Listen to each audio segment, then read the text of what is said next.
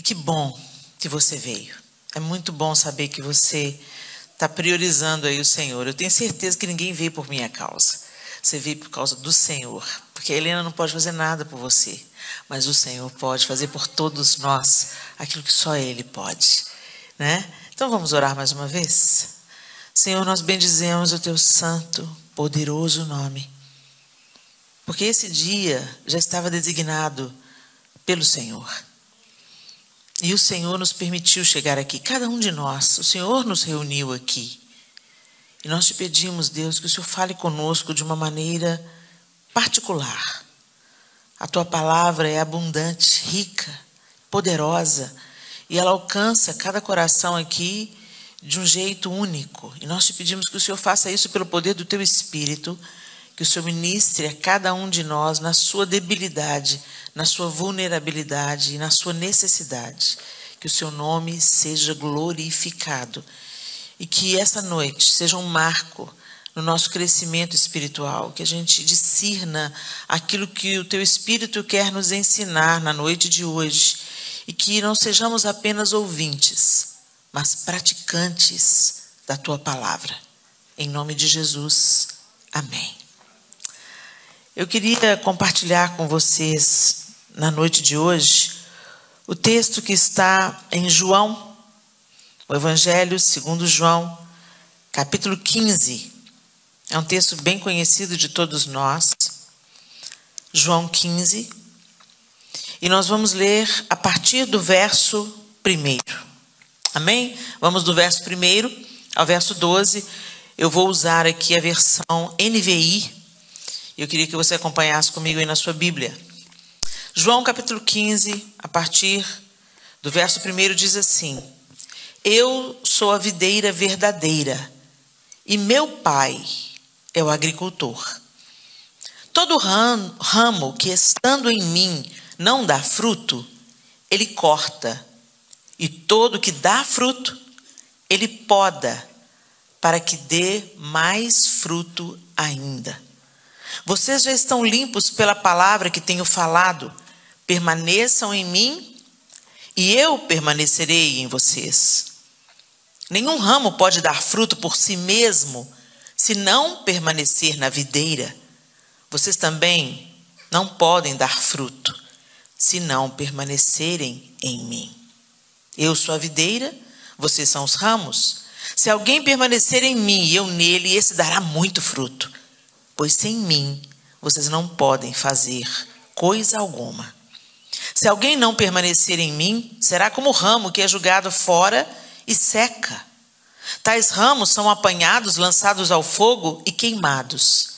Se vocês permanecerem em mim e as minhas palavras permanecerem em vocês, pedirão o que quiserem e será concedido. Meu Pai é glorificado pelo fato de vocês darem muito fruto. E assim serão meus discípulos. Como o Pai me amou, assim eu os amei. Permaneçam no meu amor. Se vocês obedecerem aos meus mandamentos, permanecerão no meu amor, assim como tenho obedecido aos mandamentos de meu Pai, e em seu amor permaneço. Tenho dito essas coisas, para que a minha alegria esteja em vocês, e a alegria de vocês seja completa. O meu mandamento é este: amem-se uns aos outros, como eu os amei. Essa palavra ela é provocativa e autoexplicativa. Ela fala de um jeito muito claro da relação entre nós e Deus. O homem foi para a queda porque decidiu se tornar independente de Deus. Quando a serpente vem conversar com a mulher no jardim, ele questiona a liberdade que ela tem, ele questiona a vida que ela tem, e ele questiona a satisfação dessa mulher. Ele fala: você pode comer do fruto? E ela fala assim: não, da árvore não comeremos, o Senhor disse que não é para comer. Da árvore do conhecimento do bem e do mal não é para comer, porque senão o Senhor falou que nós morreremos. E a serpente falou: mas é claro que vocês não vão morrer, mas vocês serão como Deus, conhecedores do bem e do mal. Então, o que seduziu a mulher foi a possibilidade de ter mais poder. Você vai ser como Deus. E por que a gente quer mais poder? Para não depender de ninguém. Faltava alguma coisa para Eva no jardim? Provavelmente não faltava absolutamente nada. Ela tinha toda a plenitude, ela estava na presença da perfeição, ela tinha íntima comunhão com o Criador. O Criador vinha todos os dias na viração do dia estar com o homem e com a mulher. Ela não estava sozinha. Estava tudo em ordem, em perfeição, em harmonia, mas de repente vem alguém com uma proposta de poder. Você pode ser mais. Você pode ser autossuficiente. Você pode ser como Deus. E se a gente dá uma olhada para as relações humanas hoje, os maiores conflitos nascem do mesmo desejo de controle e de poder. Mulheres e homens não foram feitos para disputar poder. Mulheres e homens foram feitos para desempenhar os seus papéis de tal forma que funcionassem entre si como uma equipe. Um ajudando o outro, um fortalecendo o outro, igual um time. E dessa união perfeita, plena, onde um não precisa disputar com o outro, nem se comparar com o outro, mas crescer na sua singularidade, um apoiando o outro, um apontando e desfrutando dos dons que cada um tem, somando e não dividindo, multiplicando, fazendo a outra geração, a próxima geração, crescer em segurança, com essa harmonia como modelo, é exatamente o contrário que está acontecendo. Homens e mulheres disputam poder, se desautorizam, se desrespeitam, um toma o papel do outro, um abusa o outro, e os filhos crescem tendo isso como modelo, e essa geração está confusa, inclusive na sua sexualidade, por causa de padrões falidos e busca por um poder que não nasceu de Deus. Nós deixamos de fluir naquilo que tínhamos que fluir e deixamos de depender de Deus. Gente, a nossa carne, o nosso velho homem, todo o tempo busca controle e poder, busca controle e poder. Para que a gente quer ter dinheiro? Para ter controle e poder.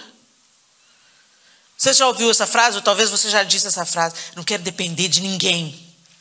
Talvez você esteja educando a sua filha falando assim: não, minha filha, estuda, trabalha para não depender de homem. Não, eu quero ensinar o meu filho a se cuidar para não depender da esposa dele. Mas deixa eu te contar uma coisa: o amor depende. O amor é uma relação de interdependência. Um se torna vulnerável para o outro. Um protege e cuida do outro. Um presta contas e quer ter contas do outro. Não existe um amor genuíno, limpo, sincero e fortalecido na independência. Mas nos parece tão sedutor esse convite para a autossuficiência, não é? Mas Jesus está falando aqui: olha, deixa eu falar uma coisa para vocês. Eu sou a videira e vocês são os ramos. E se vocês não estiverem conectados em mim, a minha vida não jorrar em vocês, vocês não produzem frutos. Porque sem mim, nada podeis fazer. E eu não estou mandando vocês fazerem nada do que eu não tenha feito, porque eu também obedeço os mandamentos de meu Pai. O próprio Jesus orava, o próprio Jesus sentia necessidade de estar a sós com o Pai, mas a gente acha que não precisa de orar, nem de ler a Bíblia. A gente trata Deus como se Ele fosse o gênio da lâmpada ou o Papai Noel, que nos deve alguma coisa e que tem que nos abençoar, porque afinal de contas a gente é dizimista, ofertante, frequenta a igreja e faz o favor a Deus de vir numa sexta-feira à noite assistir um culto no dia frio.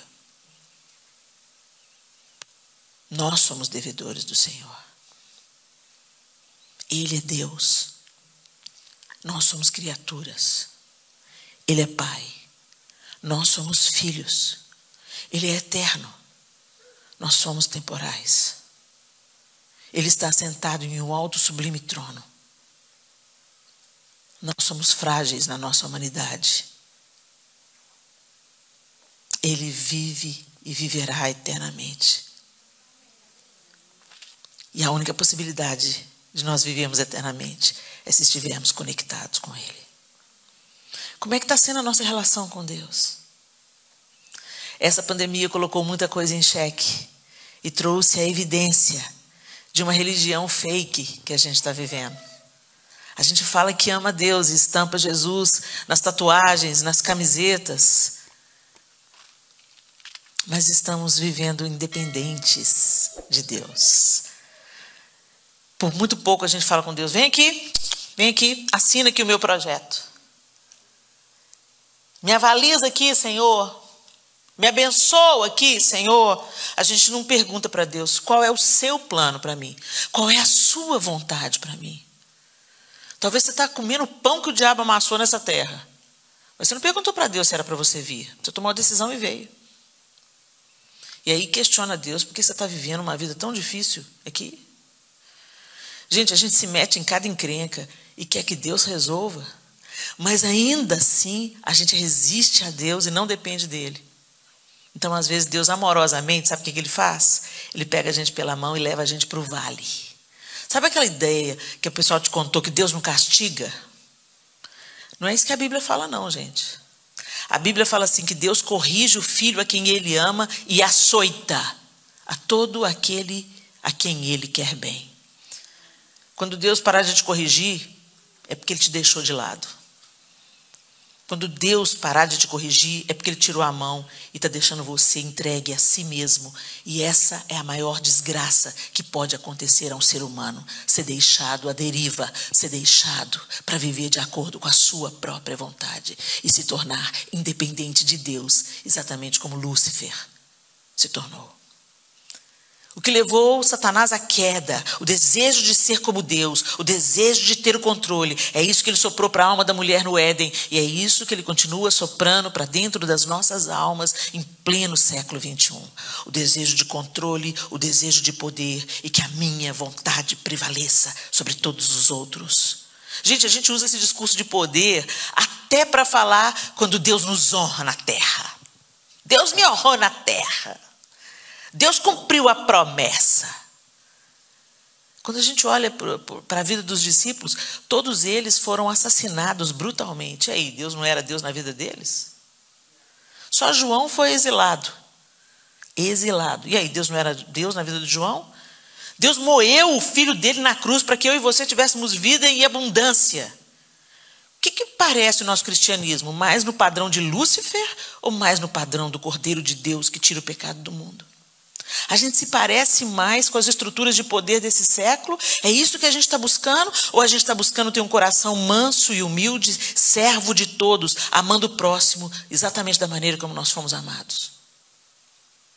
Deus ocupa a primazia da nossa vida? Ou Deus é o Papai Noel que você quer que te abençoe porque afinal de contas você é tão bonzinho e faz um favor para ele de não transar, não fumar, não cheirar, e que legal que você é? A maldade está no nosso coração, gente. A gente é ruim.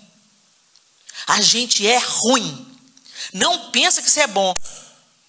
Talvez a sua ruindade não aflorou totalmente porque você não foi colocado numa situação extrema de fome, de necessidade, de disputa, de alguém estuprando a sua esposa na sua frente,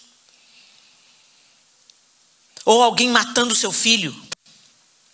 Você não foi colocado numa situação extrema, porque quando o ser humano é colocado numa situação extrema, toda a nossa natureza má vem à tona. E a única possibilidade da gente se ver livre dela é deixando Cristo ser formado em nós.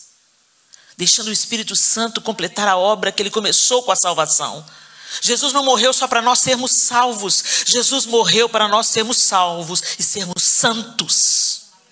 Sermos transformados à sua imagem e semelhança, dia após dia. Por isso ele está dizendo muito claramente aqui, gente: sem mim nada podeis fazer. Se vocês estiverem em mim e eu estiver em vocês, vocês darão muito fruto. Que fruto? Amor, alegria, paz, benignidade, bondade, domínio próprio. O fruto do Espírito. Nós não conseguimos produzir o fruto do Espírito na nossa pseudo-bondade. A gente até consegue acertar uns 2 meses, no terceiro a gente está caindo de boca. Numa situação no trânsito, a gente está amaldiçoando o outro.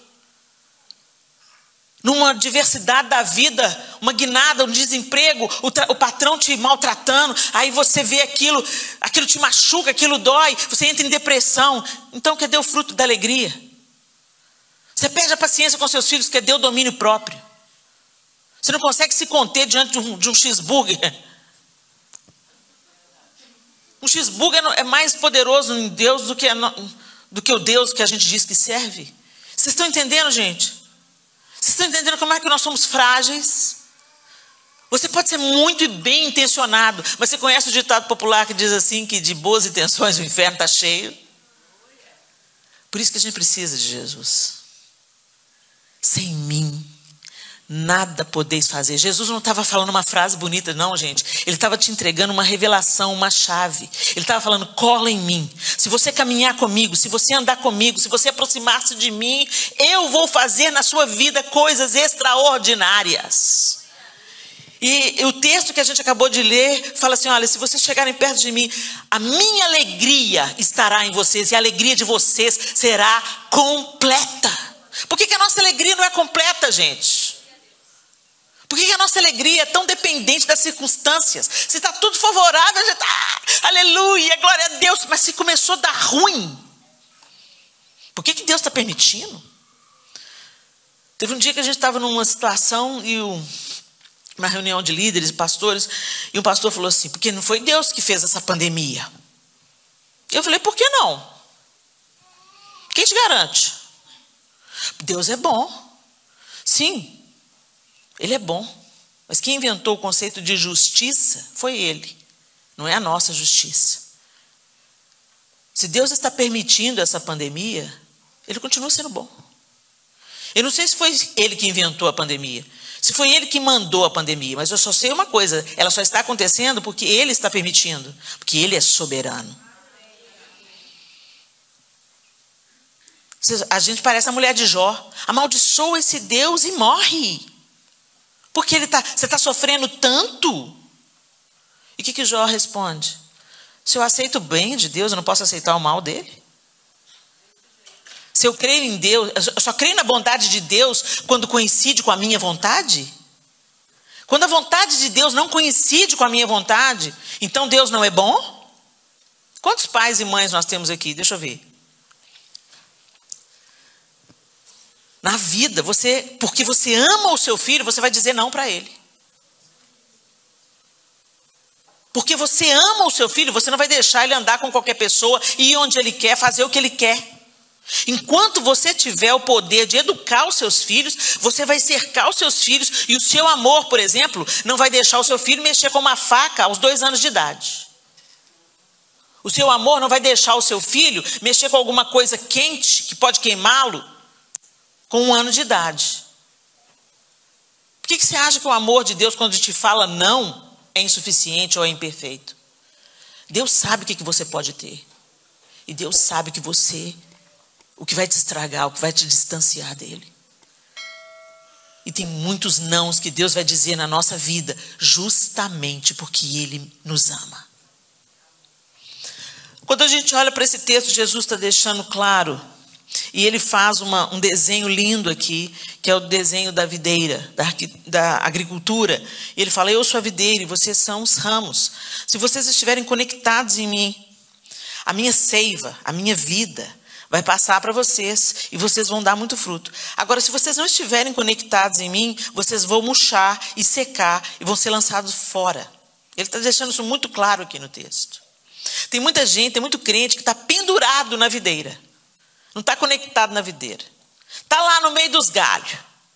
Mas quando você vai vendo, o tempo vai passando, os outros galhos vão dando fruto, continuam verdejante, e aquele começa a murchar. Mas está lá.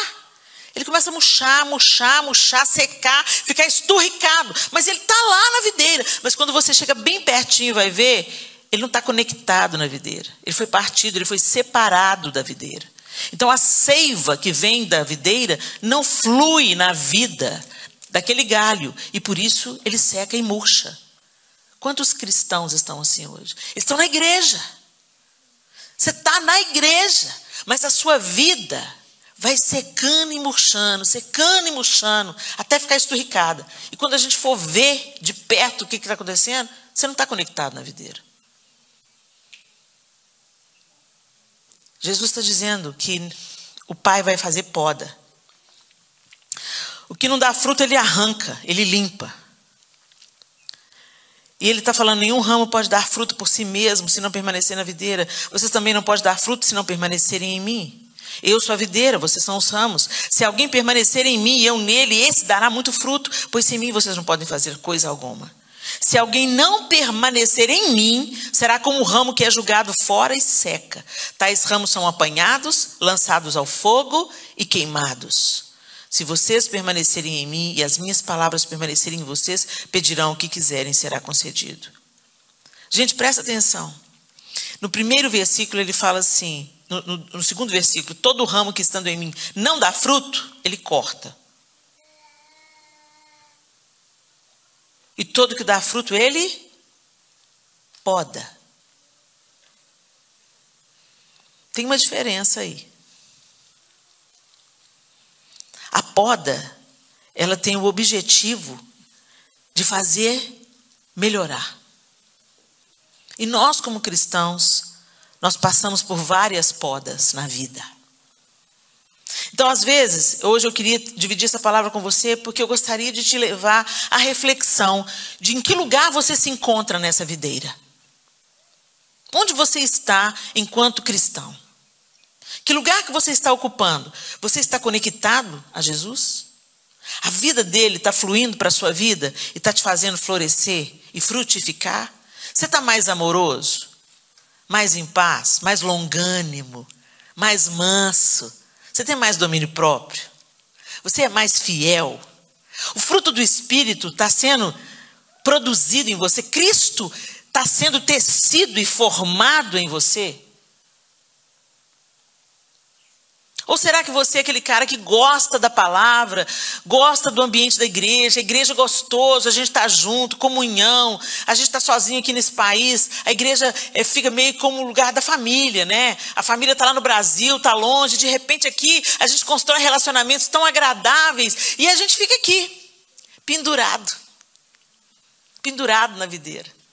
Mas aí chega uma pandemia, chega o desemprego, chega a doença, chega, dá ruim, e você vai desanimando. O negócio de ser crente não está dando certo, não, porque eu pensei que ia ser próspero na terra, ia ter muito dinheiro, ia só ter vitória.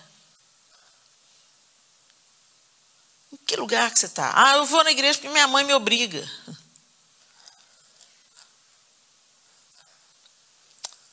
O Senhor está nos chamando para um reposicionamento. Essa pandemia não está aí por acaso. O desemprego não chega por acaso, a dor não chega por acaso, o luto não chega por acaso, a enfermidade não chega por acaso. Se você um dia ergueu a sua mão e falando, Senhor Jesus, eu creio que o Senhor é o Filho de Deus, e eu quero muito que o Senhor controle a minha vida, e eu quero realmente caminhar ao teu lado, às vezes você está meio trocando as pernas, mas o Senhor está te chamando para um reposicionamento. Alguns ele vai ter que cortar, mas outros ele vai podar para dar mais fruto ainda. E eu queria te levar a identificar o tempo de poda, porque às vezes você está passando por um tempo de poda. A gente de repente se decepciona, porque pensa que tudo na nossa vida tem que dar certo, porque hoje está sendo pregado um evangelho fake, um evangelho coaching. A gente não tem nada contra os coaches não, tá? Eu acho muito bacana um cara que te ajuda a extrair o melhor de você na sua profissão, por exemplo. Um coach, ele ativa os dons que tem em você, as possibilidades que você tem, ele te treina para você ter um desempenho profissional melhor. Não tem nada contra isso, tá, gente? Mas a mensagem coaching misturada com o evangelho está gerando um equívoco total nas pessoas, porque, primeira coisa, faz elas acreditarem que elas são poderosas em si mesmas. Enquanto Jesus fala, quem quiser vir após mim, negue-se a si mesmo, tome a sua cruz e siga-me. Enquanto o coach fala, grita 3 vezes, eu posso, eu vou, eu faço. Jesus fala assim comigo, vinde a mim todos vós que estáis cansados e sobrecarregados, e eu vos aliviarei. Enquanto o evangelho coach fala assim que você vai vencer, que você vai prosperar, que você vai ser poderoso na terra. O evangelho de Jesus Cristo diz: aprendei de mim, que sou manso e humilde de coração, e achareis descanso para as vossas almas. Então a galera está meio confusa, porque o evangelho coach, ele é empolgante. Ele te levanta. E você sai do culto. Você já viu aqueles bonecos de posto de gasolina? É só ar. É só desligar a tomadinha aqui, ó. Aí são os crentes que vivem esse evangelho fake. Domingo, quarta-feira na luta, na frente do pastor, na família. Não é para isso que Deus chamou a gente. Que evangelho era aquele que os discípulos pregavam e viviam? Paulo e Silas estavam cantando na prisão, gente. Cantando na prisão. Se a gente é preso hoje, se a gente é preso hoje por causa de Jesus, vamos acessar os nossos direitos. Chamamos advogados, chamamos direitos humanos. Pedro foi para a cadeia todo feliz. Nós estamos sendo presos por causa de Jesus. Nós estamos sendo presos. Não, a gente não. A gente quer saber como nós nos distanciamos do evangelho verdadeiro, gente. Sendo que Jesus preveniu que nós seríamos açoitados, perseguidos e mortos por causa do nome dele. Quando isso está acontecendo, é motivo da gente se alegrar e falar assim: eu estou perseguindo, deu certo, porque a promessa dele está se cumprindo. Ele falou que ia ficar ruim para o meu lado mesmo. Você já notou como é que tem uma indisposição com o nome de Jesus? Se você fala Deus, o Senhor, Deus, o pessoal, todo mundo acata. Deus, Lord, oh yeah. Mas fala Jesus, os narizes começam a torcer. Se você começa a usar muito o nome de Jesus, desagrada. O nome incomoda. E ele falou que seria assim, que nós seríamos perseguidos por causa do nome dele. Então a gente não tem que se incomodar, não. E a gente tem que usar muito esse nome, porque é por esse nome que nós somos salvos. Jesus, Yeshua, Hamashia, Jesus o Messias. A gente não tem que se envergonhar desse nome e ser politicamente correto. Eu não vou falar Jesus porque vai ofender os outros. Enquanto isso, os muçulmanos estendem os seus tapetinhos e oram ao seu Deus Alá, e todo mundo tem que respeitar. Respeite. Respeite, porque você deve tratar o outro com a mesma dignidade que você quer ser tratado. E o nome disso é amor. Respeite, mas não se cale. Não seja omisso. Você está nessa terra para ser uma bênção nessa terra. A gente tem que parar de pensar como um parasita. O povo brasileiro é um povo criativo, um povo alegre, um povo cheio de ginga, um povo que transforma a diversidade em samba, o povo que faz piada das suas misérias. É um povo bem-humorado, um povo alegre, mas um povo parasita, um povo que quer receber tudo pronto, um povo que quer levar vantagem, um povo que quer levar um jeitinho. Nós somos brasileiros, mas antes de sermos brasileiros, nós somos agora cidadãos do céu. E nós temos que passar a entender, se nós estamos nessa terra, ou pela nossa própria escolha, ou pela nossa desobediência, então que aqui nessa terra a gente seja uma bênção. Que a gente profetize sobre essa terra, que a gente abençoe os nossos empregadores nessa terra. Se a gente está fazendo faxina, limpando o auditório, ou atendendo numa lanchonete, que sejamos agentes da vida, onde a vida de Deus precisa pulsar. Que sejamos ministros no mercado, que façamos a diferença na vida das pessoas. E quando a gente não aprende isso, gente, a gente não entra na proposta do Evangelho de Jesus Cristo, de buscar em primeiro lugar o reino de Deus, a sua justiça, e as outras coisas serão acrescentadas, o Senhor vai trazer as podas, visando nos salvar. E se não salvar, Ele corta e lança fora. Desliga esse telefone. Eu vou orar para Deus queimar seu celular. Tô brincando, gente. Aí eu fui estudar sobre poda. O que é poda? Poda é a eliminação ou retirada de partes de uma planta, com o objetivo de dar melhor forma e equilíbrio entre folhagem e floração ou frutificação. Antes de podar qualquer planta, deve-se conhecer os seus hábitos de crescimento e floração. As podas têm várias funções. Podem ser utilizadas para fins estéticos, para estimular a produção de ramos, flores e frutos, e também como medida de controle fitossanitário. As podas podem ser divididas em limpeza, formação e de condução, independentemente do tipo de poda. Elas estimulam a produção de ramos, flores e frutos. Então, a poda não é simplesmente deformar uma árvore, cortar, arrancar. Ela tem um objetivo claro de fazer florescer. E essa pandemia está sendo uma poda coletiva. E vamos ver se a gente consegue florescer e frutificar no meio disso tudo. Amém?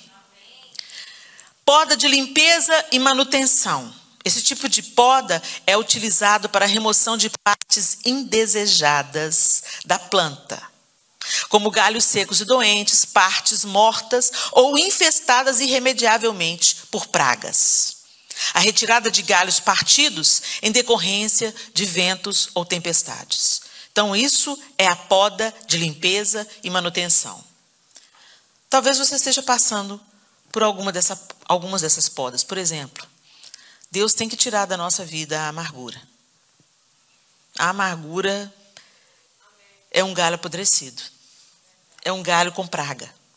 É um galho danificado. E muitas vezes a gente nutre a amargura. A amargura é o coração amargo. Você sofreu alguma coisa, você se decepcionou com alguém, você sofreu alguma perda, você foi prejudicado, ludibriado, trapaceado, e aquilo te machuca, mas ao invés de você se ver livre daquilo e pedir para Deus remover aquilo, tirar aquilo, você nutre aquilo. E aquilo vai estragando a sua vida. Será que você tem alguma amargura no seu coração? A amargura, ela está ligada ao ressentimento. E recentemente eu descobri o que é ressentimento. Eu estava em casa e contando para um dos meus filhos uma situação que eu vivia um tempo atrás.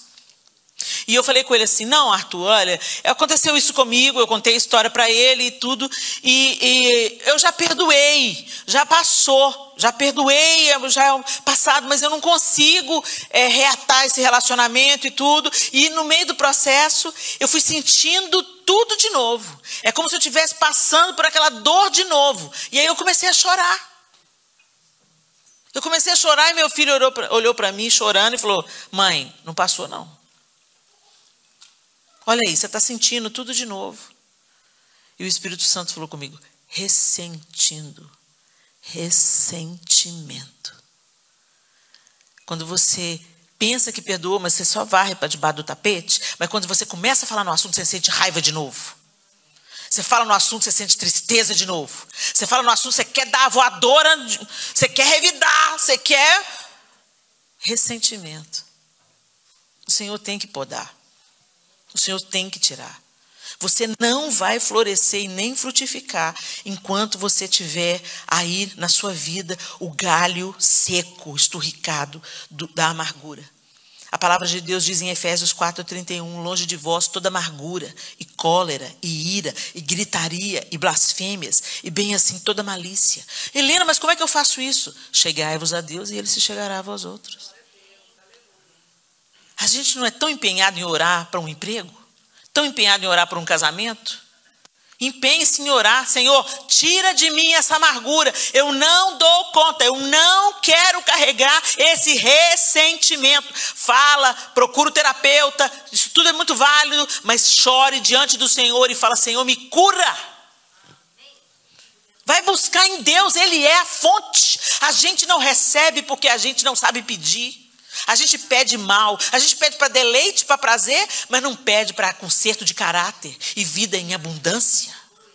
Acesse o Senhor, fale com o Senhor. Jesus morreu, o véu do templo se rasgou, Ele abriu acesso a Deus. Agora você chega diante de Deus sem precisar de mim, do pastor ou de qualquer outra pessoa. Você acessa a Deus pelo novo e vivo caminho chamado Jesus Cristo. Então, dobra o seu joelho e fala: Senhor, eu não quero esse ressentimento, eu não aguento essa amargura, tira isso de mim, me cura, Senhor, cura o meu coração, cura a minha memória, cura. Rivalidades e disputas. Meu Deus, a gente vive no tempo das redes sociais. Como a gente ama vigiar a vida dos outros. E toda vez que você entra na rede social, você olha lá e fala: nossa, fulano está bem, eu estou mal. Fulano está feliz, eu estou infeliz. Fulano é bem casado, eu sou mal casado. Olha a roupa do outro, olha o status do outro. Olha como ela é magra, olha como é que ela é alta. Olha como é que ela é loura. Olha, ela tem férias em Paris e eu estou aqui fazendo faxina. Gente, para. Ocupe-se da sua própria vida. Se frequentar as redes sociais, seguir as pessoas, está deixando você com inveja, com maledicência. Está deixando seu coração peludo. Larga isso. Para de disputar. Seja grato por aquilo que Deus colocou na sua mão. Alegre-se com a vida que você tem. Deixa Deus abrir os seus olhos para você contemplar. Respira aí, gente. Olha aí. Você não precisou de um respirador para fazer isso. Tem gente agora lutando para respirar.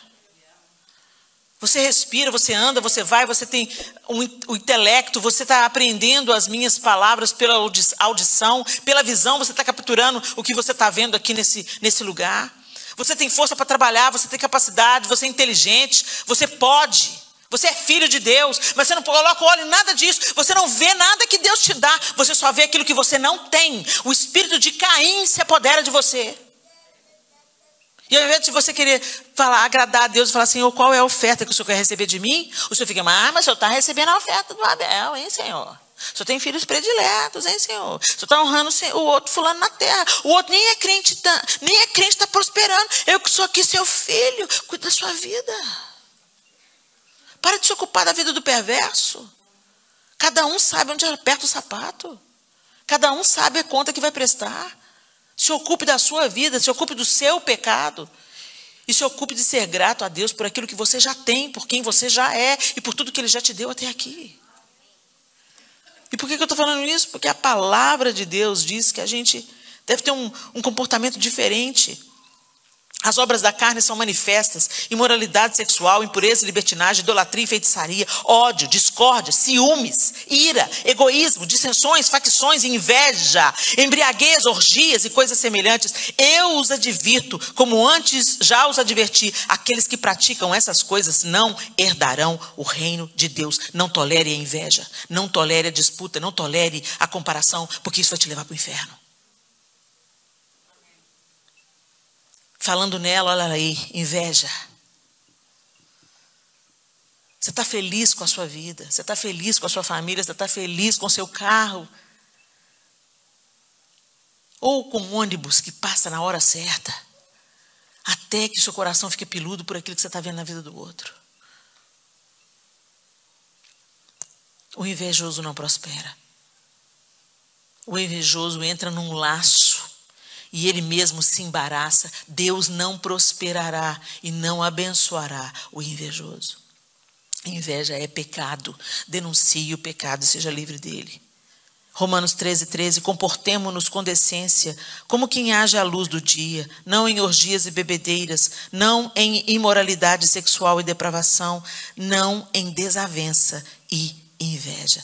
Perceba que Deus coloca no mesmo patamar a embriaguez, a imoralidade sexual e a depravação e a inveja. Tem gente que pensa que inveja não é pecado porque está aqui dentro, ninguém está vendo, mas Deus está. E o diabo sabe quando colou. Incredulidade é outra coisa que tem que ser podada na nossa vida. Tem que ser tirada da nossa vida a incredulidade. Sem fé é impossível agradar a Deus, pois quem dele se aproxima precisa crer que ele existe e que recompensa aqueles que o buscam. Hebreus 11:6. Será que você crê mesmo em Deus, gente? Você crê que Jesus vai voltar? Mesmo. Você crê que Ele é que vai arrumar todas as coisas, que aquilo que a gente espera dos reinos humanos é Jesus que vai fazer no milênio? Você crê que vai existir novo céu e nova terra? Você crê que a nossa esperança é a ressurreição? que nós vamos ressuscitar e vamos receber um corpo glorificado? Você crê? Será que nós cremos nisso mesmo, gente? Será que é nisso que nós cremos? Hoje a gente está esperando que um homem venha e resolva aquilo que só Deus pode resolver. Você está esperando de um homem o que só Deus pode te dar. Você está esperando alegria plena nessa terra corrompida pelo pecado. O que nós estamos crendo? Porque aquilo que nós acreditamos é aquilo que nos governa. Se você acredita no seu braço, no seu trabalho, é o dinheiro que te governa. E Jesus ensinou amplamente sobre isso. Ninguém pode servir a dois senhores, porque vai aborrecer um. Falta de misericórdia ou galho que precisa ser removido da nossa vida.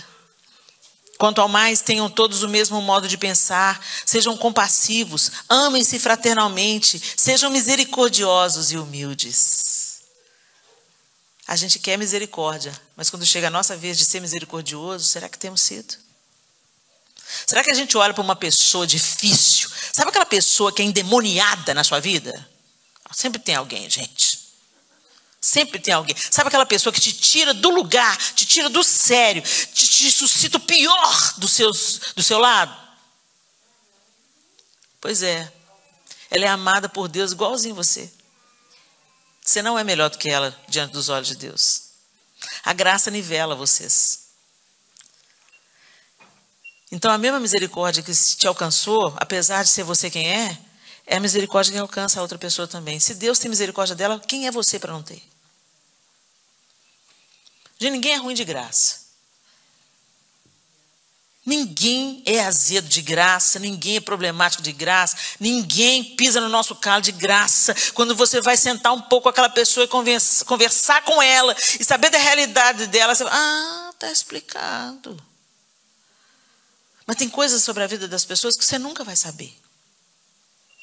Eu era uma menina extremamente ferida, reativa, tipo revoltada. Aos 11 anos de idade, eu dei um trabalho para minha mãe. Meus irmãos nunca foram chamados no colégio. Minha mãe nunca foi chamada no colégio por causa dos meus irmãos, homens. Perdeu as contas que foi chamada no colégio porque eu bati em alguém. Estava envolvida em alguma briga. No ensino médio, eu me agarrei com uma menina, me atraquei com uma menina no pátio da escola. Mas ninguém sabia, ou pouca gente sabia, que eu tinha sofrido um abuso sexual durante anos na minha infância. E que dentro da minha cabeça era o seguinte: eu já me machucaram muito, não vou me machucar mais. Tem alguma coisa por trás de uma reação. Por isso que a gente deve exercer misericórdia.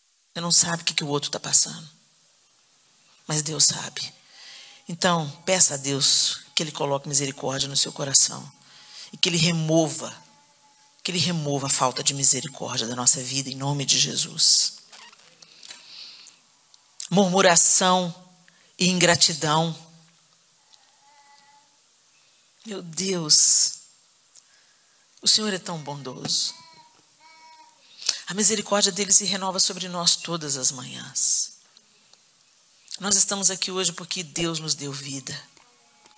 Você está agasalhado porque Deus te deu saúde e provisão para você comprar esse agasalho. Ou Ele mesmo proveu através da vida de alguém que você ganhou de presente, nem dinheiro você gastou com Ele. Deus cuida da gente o tempo todo. A bondade e a misericórdia dele te seguem todos os dias. Tem livramentos que você experimenta que você nem fica sabendo. Será que você pode contar as bênçãos na sua vida? Você conseguiu casar, olha que milagre. Alguém te ama. Com todos os seus defeitos. Casou com você, olha que impressionante. Ô Jesus, obrigado pelo João, Jesus. Você teve filhos? Uau!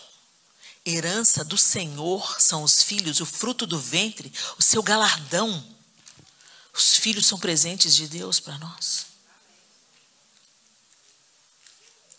A chuva rega a terra, enche os reservatórios, que bênção.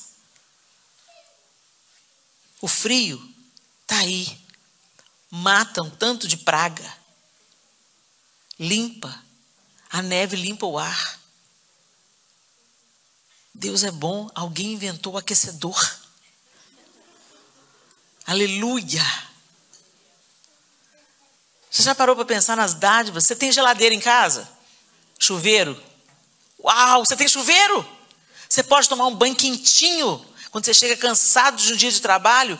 Glória a Deus! Gente, por que a gente não aprende a ser grato? Por que a gente só aprende a ser grato quando a gente perde? Eu tenho uma amiga que trabalha no Níger. Ela é missionária lá. Ela foi para uma missionária para cuidar de crianças em estado de desnutrição extrema. É pele e osso. Uma criança de 5 anos parece ser um bebê de 8 meses. Sabe o que falta? Comida. E não pode chegar e dar comida, porque senão você mata o menino.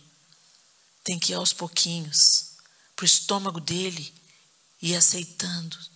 Aos pouquinhos, aos pouquinhos. Ela perdeu a conta de quantas crianças ela já perdeu.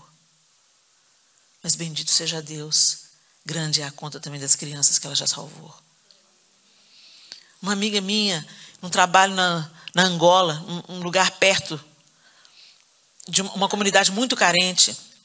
Ela foi e ela percebeu que aquelas crianças estavam no culto, fizeram um culto com as crianças e tudo, levaram presentes para as crianças e tal. Mas quando chegaram naquele vilarejo, perceberam que não tinha água. Não tinha água. Aí a minha amiga estava com uma garrafinha de água na mochila, enfiada na mochila, e ela percebeu que as crianças estavam de olho na mochila dela. Ela pensou que era mochila, não era na mochila, na garrafinha d'água. Ela pega e percebeu e perguntou para uma das crianças se ela queria a água. Ela, quero. Aí ela falou assim, o que mais me impressionou, Helena, aquela criança abriu com a mão trêmula a garrafinha, deu um gole, e passou para o amiguinho que deu um gole, que passou para o outro amiguinho que deu um gole, até a garrafinha acabar. Eles não tinham nada, mas nenhum reteve só para si. A ausência fez eles serem misericordiosos uns para com os outros. Eu sei o que ele está sentindo, a sede que eu estou sentindo. O que Deus vai precisar de permitir na nossa vida privilegiada e abastada para que nós sejamos despertos e nos tornemos agradecidos pelas dádivas. Nós temos uma Bíblia, nós podemos nos reunir na igreja, nós não somos assassinados por causa disso. Lá no Níger, onde essa minha amiga tem um trabalho, missionários são mortos. O Boko Haram chega, cata o missionário, leva para o meio do deserto, nunca mais ninguém vê. Aqui a gente tem liberdade de ir e vir, liberdade de carregar uma Bíblia, liberdade para falar de Jesus, e a gente não fala. E a gente reclama. E a gente tem a mesa farta e reclama. E a gente tem um chuveiro quente e reclama. E a gente tem um teto sobre a nossa cabeça e reclama. E a gente tem um armário abarrotado de roupa, olha para ele e fala assim, estou pelada, não tenho nada para vestir. Que Deus tenha misericórdia da nossa vida. Porque a gente não está satisfeito com o que tem, mas também não tira nada do armário para dar para os outros, não. Você olha para o armário e fala, não tenho nada, mas não dá nada do que está lá dentro para os outros. Aquela calça 38 que te servia há 2 décadas atrás. Você não dá para ninguém. Jesus ajuda a gente, Senhor, a sermos cheios de amor e misericordiosos. E assim, gente, a lista é enorme, incredulidade, falta de misericórdia, pecados ocultos, aqueles pecados que você está sempre ali com eles, ó, camufladinho, pornografia, vícios. O Senhor precisa remover isso da sua vida, meu irmão. Murmuração, ingratidão, más conversações, maledicências. A Bíblia fala assim que nós comeremos do fruto das nossas palavras. É ruim, hein? Às vezes você pensa que é o diabo que está se levantando. Não, é só o tempo da colheita. Você plantou maledicência, vai colher. Você plantou conversa fiada, vai colher. Você levantou um falso testemunho, reproduzindo uma notícia que não era bem aquilo, vai colher. Às vezes não é o diabo, não. Às vezes é só colheita. Autossuficiência. Voltamos aqui à origem de tudo, né? A independência de Deus. E, finalmente, a poda também fala da retirada de ramos partidos em consequência de ventos e tempestades. Nós precisamos de poda depois de luto, abandono, traição, rejeição. Quantas tempestades nos afligem, não é? Quem aqui já passou? Não levante a mão, é uma pergunta retórica.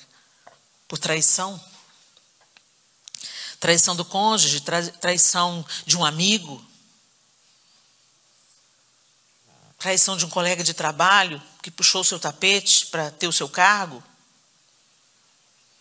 Quem aqui já não viveu luto, perder alguém ou algo muito importante? Quem nunca passou por abandono em certo nível?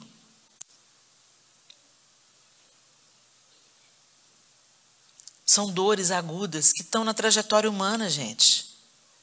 Fazem parte da nossa vida. Mas não são para te destruir. São para te aperfeiçoar. Essa é que é a diferença. Deus poda. Deus poda para que você dê mais fruto ainda. Às vezes você passa por circunstâncias tão desesperadoras, mas Deus é aquele que tem o poder de transformar essa maldição em bênção. Quantos ministérios nascem da nossa dor? Como que eu me tornei uma pregadora do Evangelho? Eu comecei a testemunhar que eu tinha sido molestada sexualmente durante 8 anos da minha infância e que Deus mudou a minha sorte, que Deus me reconstruiu e que Deus salvou o meu casamento. Eu comecei falando, contando para as pessoas o que Deus fez na minha vida. Da minha dor nasceu o meu ministério. Quantos de nós passamos por momentos difíceis, por dores agudas, por problemas com os filhos? Poda, dói, mas dá fruto. Então deixa Deus podar. Não olhe o seu luto, o seu abandono, a sua luta, o seu problema como um coitadinho ou como questionando o amor de Deus. O Senhor não me ama, Deus? Por que o Senhor está permitindo que eu estou passando por isso? Deus está permitindo que você está passando por isso, porque enquanto você passa por isso, Ele não deixa você se desviar da presença dEle, Ele não deixa você se apartar da presença dEle, e Ele vai mostrando que você precisa dEle para viver, e enquanto isso, enquanto Ele te cura, Ele cura outros. A nossa vida, a nossa dor não é tudo sobre nós não, gente. A dor de Jó teve um propósito.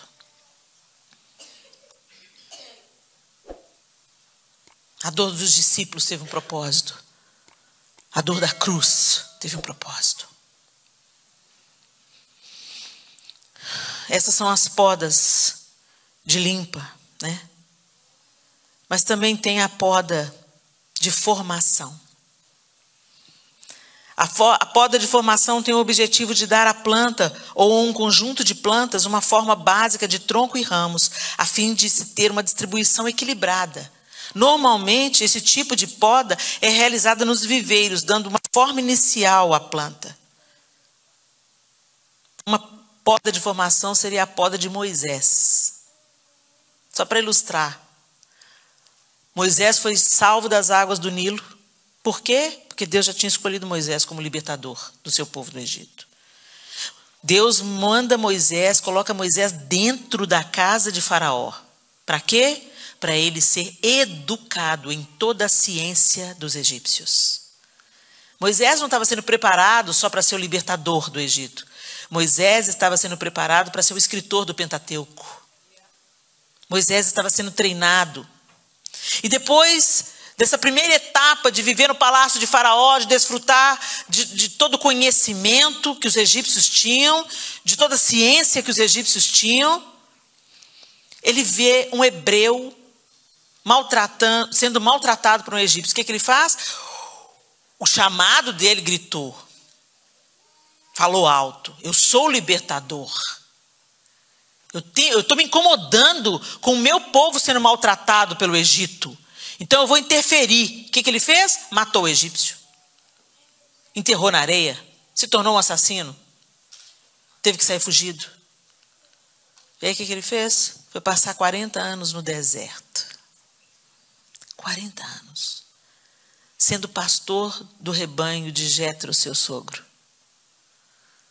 Só para abrir um parêntese, gente, a escória do Egito é pastor. Vocês lembram quando José foi trazer o seu povo de Canaã? Fala que vocês cuidam de ovelhas, porque eles vão dar para vocês a terra de Gozã, que é mais distante. É uma terra fértil, mas vocês não vão ficar tão misturados com o Egito. Porque o egípcio despreza quem cuida de rebanhos, né? Hoje não sei se é assim, mas nos tempos bíblicos era assim. Então, Deus tira Moisés do palácio e leva Moisés para cuidar daquilo que os egípcios desprezavam. E no final desses 40 anos, Deus aparece para ele numa sarça, e quando Deus fala qual que é o plano, ele fala assim: eu não sou digno.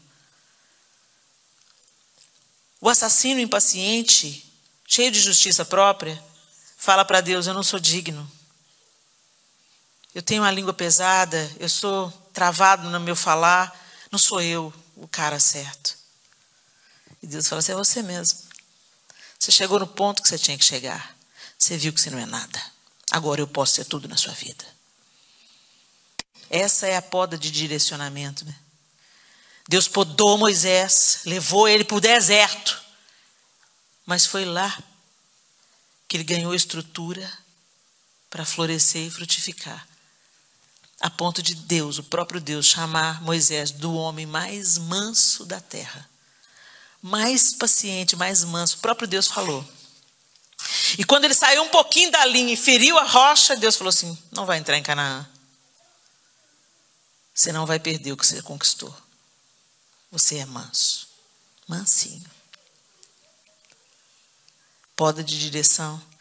Às vezes Deus vai precisar de tirar a gente do palácio e levar a gente para cuidar de ovelha, para ensinar a gente a ser grande. Diminuindo.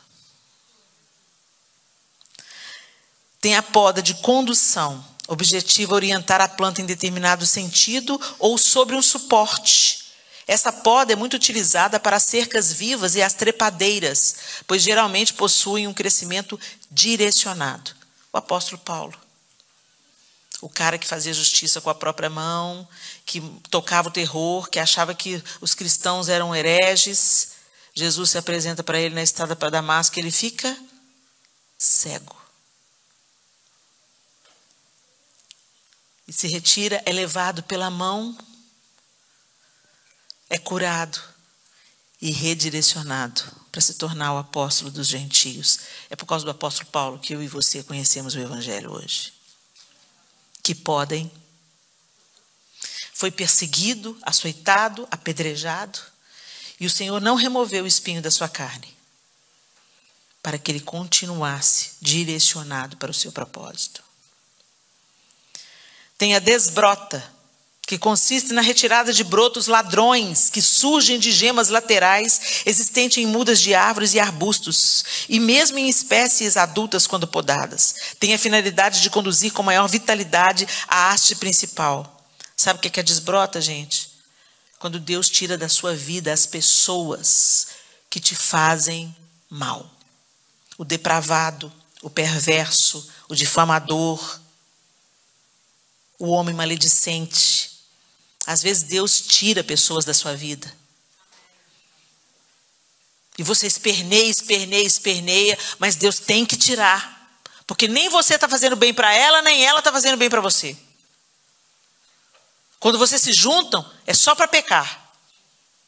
É para exercitar a maledicência. É para tramar a coisa do mal. É para dar vazão para a carne.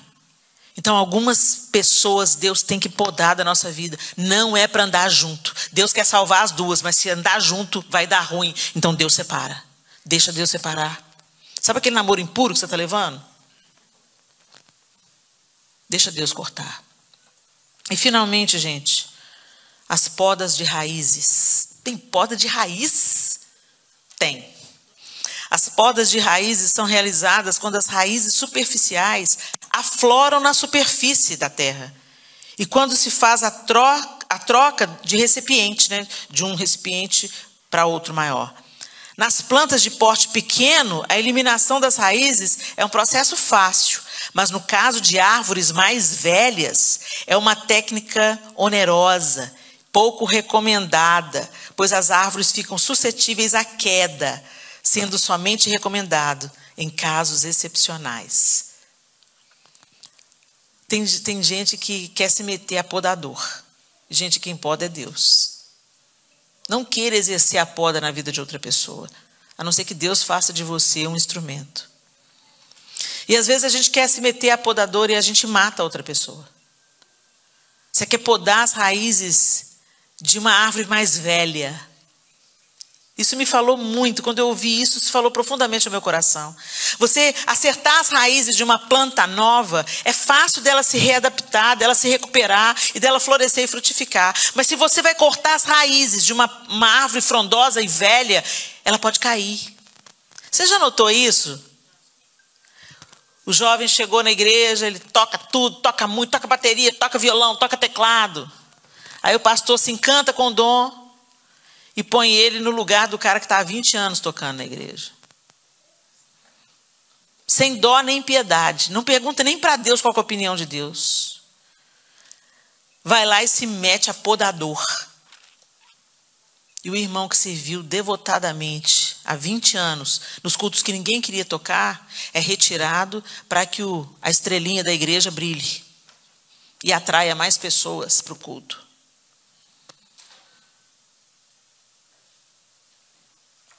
A poda de raízes de árvores velhas provoca quedas.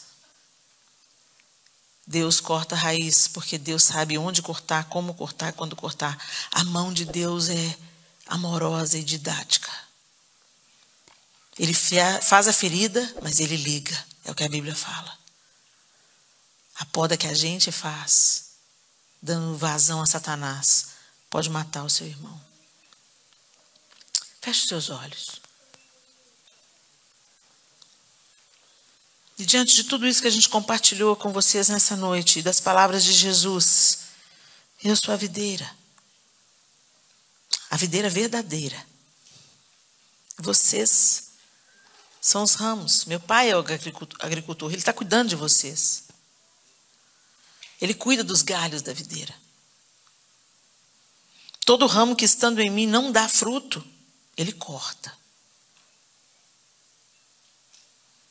Mas todo que dá fruto, ele poda, para que dê mais fruto ainda.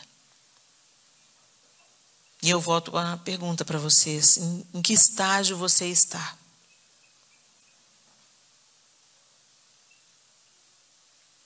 Você ama Jesus? Você crê no Senhor? Você tem devotado a Ele sua vida, sua rendição, sua entrega? Não estou falando de perfeição, gente, porque nós não somos perfeitos. Estou falando de sinceridade, de coração, de inteireza de coração. Eu amo o Senhor. Eu quero viver a vida para o Senhor. Então você está enxertado na videira. Você cultiva esse relacionamento. Você contempla as Escrituras, a face de Deus através das Escrituras sagradas. Você cultiva uma vida de oração, mesmo que ela seja tímida, você procura ter uma vida de oração e devoção a Deus. Então eu quero te falar, você vai dar fruto. E no auge da estação, Ele vai te podar para que você dê mais fruto ainda. Então não se entristeça. Talvez você veio aqui hoje e você está em plena estação de frutificação. Você está feliz, Deus tem te abençoado, tem te prosperado, Deus está usando a sua vida para que outras pessoas sejam alcançadas, Deus te leva para os cultos nos lares, você visita enfermos e você sente uma alegria tão grande, você está desfrutando dessa alegria que Jesus prometeu aqui, a alegria de você será completa. Se vocês estiverem em mim, a alegria de você será completa.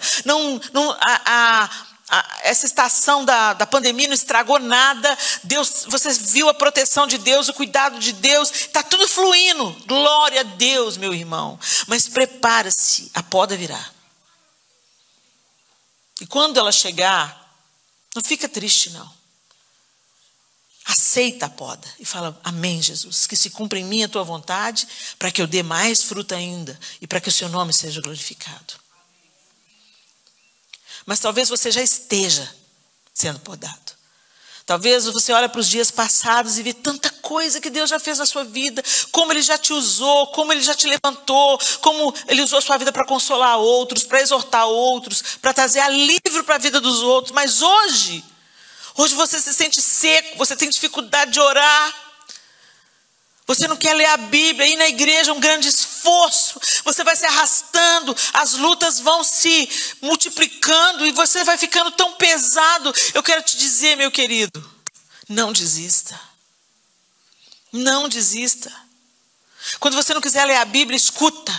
Põe a Bíblia para tocar no seu carro, põe a Bíblia falada, vai escutando, vai pondo para dentro comida que vai te dar sustância. Às vezes quando a gente coloca no prato um alimento forte, você não sabe exatamente como ele age, mas você sabe que é bom para a sua saúde, então põe para dentro. Mesmo quando você não tiver com vontade de ler as escrituras, hoje nós temos a tecnologia a nosso favor, coloque a Bíblia falada, escuta a Bíblia, dorme escutando a Bíblia. Onde você andar no trânsito, coloca a palavra de Deus, porque na hora que você mais precisar, é a palavra de Deus que vai te levantar. Ora sem vontade. Ora, Senhor, o Senhor sabe do meu coração, não estou querendo orar, não. Eu estou bravo hoje, Senhor, mas eu sei que eu preciso do Senhor. Me cura, me restaura. Em nome de Jesus, amém. Mas não deixe de orar, não deixe de dirigir a Deus uma palavra curta que seja. E nem que seja para ficar na presença dele. Senhor, hoje eu não tenho nada para te falar, eu só tenho lágrimas para escorrer diante do Senhor. Mas eu vou sentar aqui diante do Senhor, porque o Senhor é o meu Deus. Se você fizer isso, o tempo da poda fica mais leve. Não fuja da única fonte de cura no tempo da sua poda. Vem para a igreja sem vontade mesmo, ora sem vontade mesmo. Remédio é ruim, mas é o remédio ruim que é bom para a saúde. Você sabe que aquele remédio é amargo, mas é ele que vai te curar, então põe para dentro. Agora talvez você tenha se identificado com outro grupo, que não está sendo podado, mas está prestes a ser cortado. Porque você já aceitou Jesus, você já entendeu a verdade do Evangelho parcialmente, mas você vive solto, continua colecionando os seus pecados, não abre mão daquilo que você gosta, não nega a si mesmo. A igreja é um clube social onde você vem para ter comunhão com pessoas, mas você não serve. Você vem na igreja para saber o que ela pode te dar e não aquilo que você pode dar. Então eu vim aqui para te alertar, meu querido. Deixe o Senhor ser conectado a você e se conecte a Ele. Que você seja ligado, enxertado na videira, para que a vida de Jesus te habilite a viver uma outra vida. Para que a seiva de mansidão e humildade que jorra nele, jorre para a sua vida. Gere arrependimento de pecados e uma nova vida abundante diante dele. Porque só quem é santo verá a Deus. Não se contente em estar pendurado na videira. Não se contente em ser um frequentador da igreja. Não se contente em ser filho de crente. Deus não tem netos. Filho de crente não é crente. Nossos filhos precisam nascer de novo. E se você pensa que você é evangélica porque sua mãe foi a vida inteira e você nasceu num lar evangélico, é hora de você questionar se você realmente nasceu de novo. Porque para vermos a Deus nós precisamos ser nascidos do Espírito. Senhor, nós te bendizemos nessa noite. Nós agradecemos o Senhor, Jesus, porque o Senhor deixou muito claro nesse texto de João 15 quem é o Senhor. e quem nós somos. Nós queremos nessa noite, Senhor, identificar se nós somos os que serão podados, os que estão sendo podados, ou seremos aqueles que serão cortados e lançados no fogo. Nós não queremos ser lançados no fogo, não queremos ser cortados. Por isso nós te pedimos, Senhor, nos ligue com o Senhor. Que a sua vida, Jesus, jorre na nossa vida.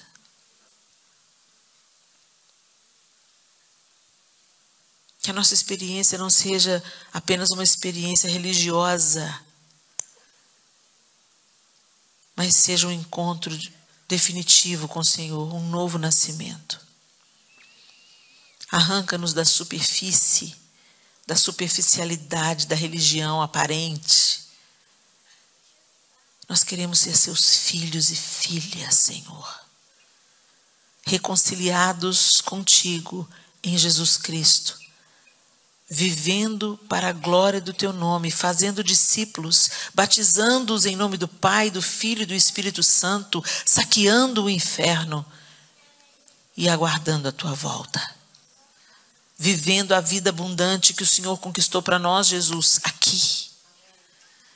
Que a gente viva hoje como a antecipação daquilo que aguardamos, trabalhando pela justiça, nos santificando e tendo Cristo sendo formado em nós.